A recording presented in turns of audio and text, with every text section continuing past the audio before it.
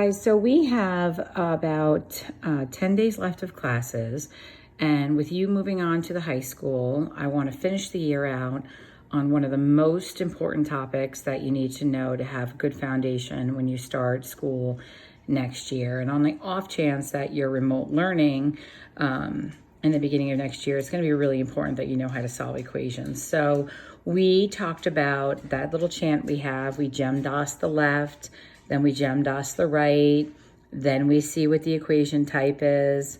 If it's basic two-step, you know how to go. You'll undo that constant, then you'll undo that coefficient, right? And that's how you would solve a basic two-step. And the other case will be where you have variables on both sides.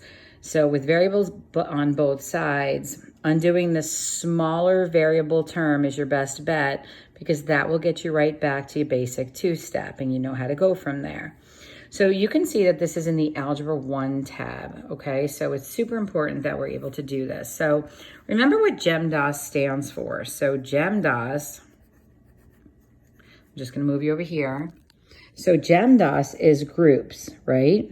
So in the lower grades, you did PEMDAS, but we now are understanding there's more groups than that.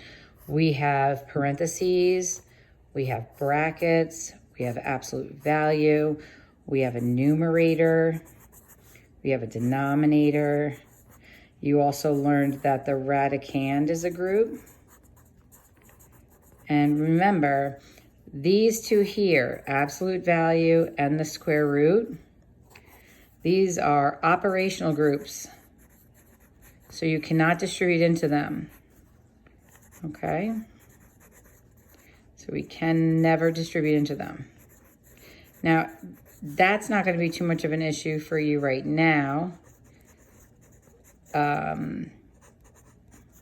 it will be for next year. So I just want to make sure that I'm showing it to you now.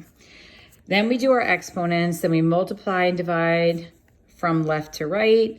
And then, listen, we really kind of like add everything because we changed subtracting to adding the opposite. So we kind of just stop here on the addition. So let's take a look at what we have here in this first problem. So we have 2 times the group, that is C plus 3, is equal to 8. Now there's 2 approaches here.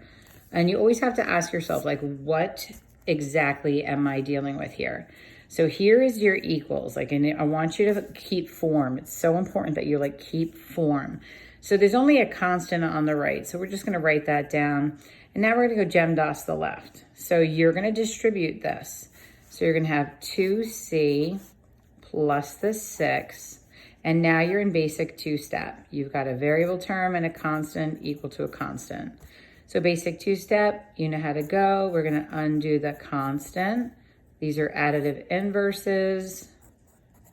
Notice I'm keeping my equals over.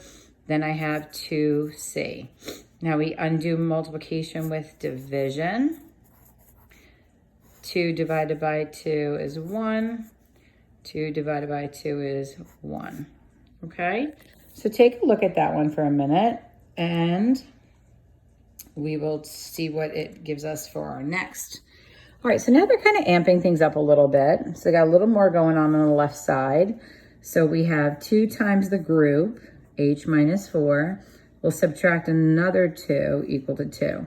Now, what I notice with you kids sometimes is that, you like to do a little move here or there. And it's not that you can't, but you really have to have very strong knowledge of your properties to be able to make some moves here. So this is one term. So I could, in fact, add 2 right here, and then I could distribute.